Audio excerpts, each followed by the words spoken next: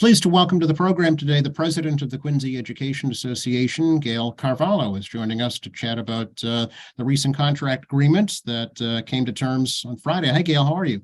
I'm well, Joe. How are you? Thanks for having me. It's a pleasure, really. I appreciate the opportunity to get some information about this agreement and the long road that it took to get there. Sure. What happened on Friday?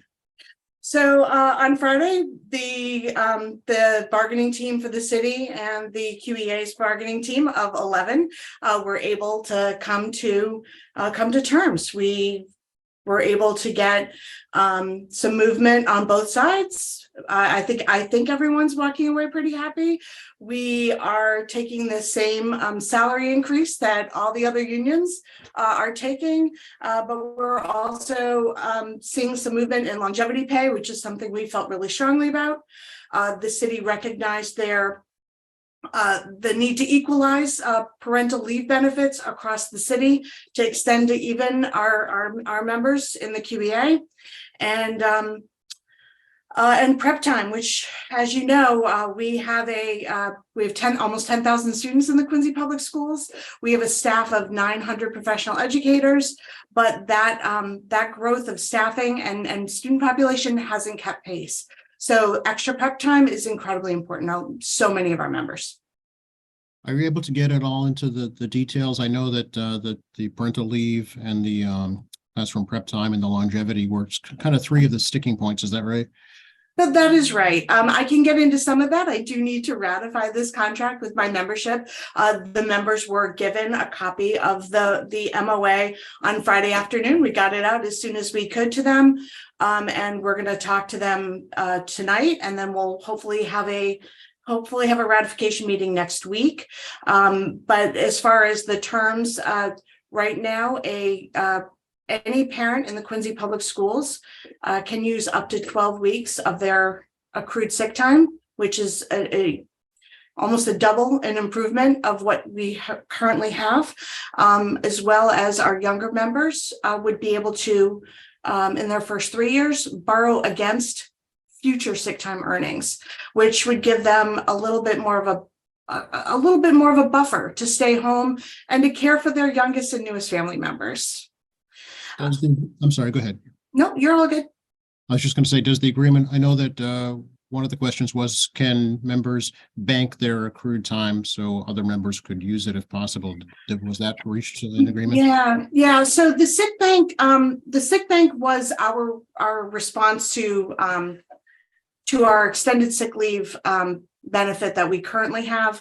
In our current contract, we have an extended sick leave plan that should a member have a catastrophic illness, need to be out, and they've exhausted their sick leave, we have a benefit that allows the district to continue to pay them at 2/3 pay for the rest of the school year. Is it the best benefit?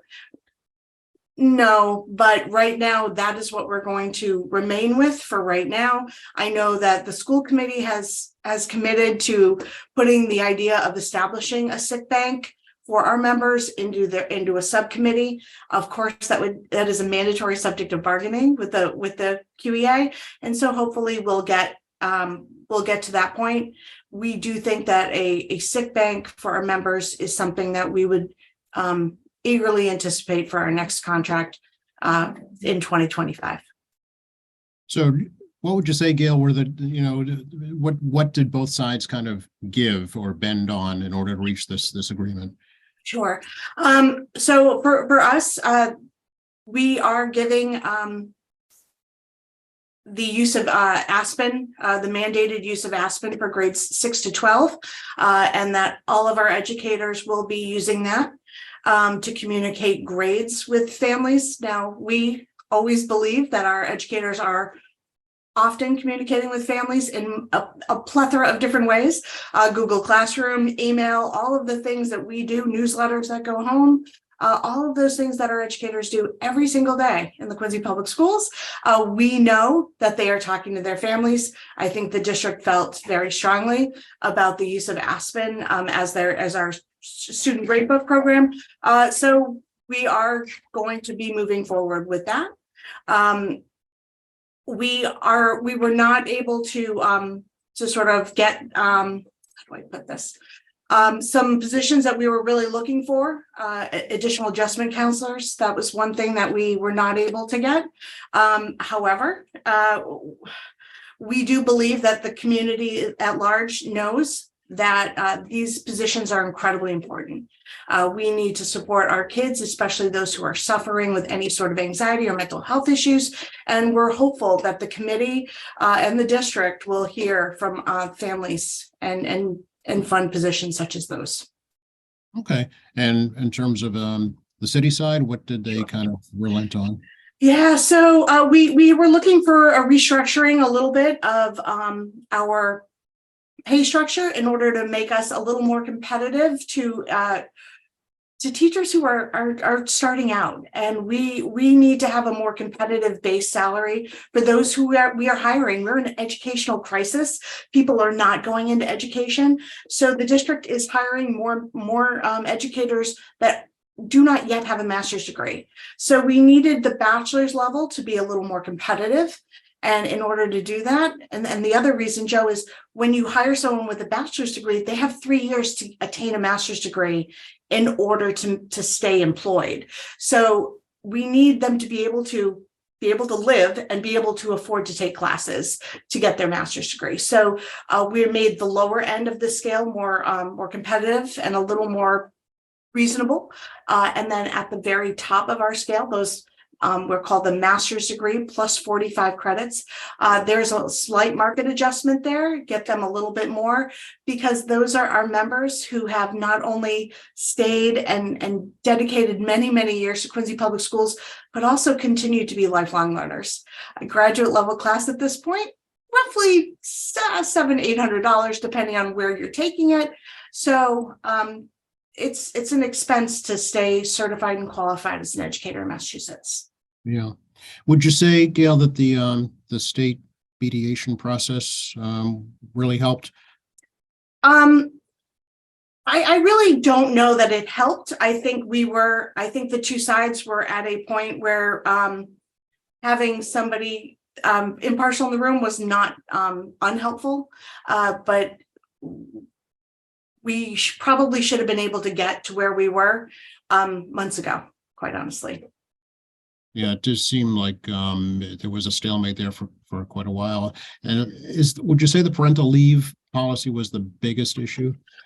I think that when we're talking about the change in our workplace, right, and the change in not just our workplace as educators, but in the vast scope of our society, employers are looking at parental leave and other enticements for young parents in a very different light, especially post-COVID. We do recognize that the state of Massachusetts, if you work for a private employer, you get 8 weeks paid parental leave.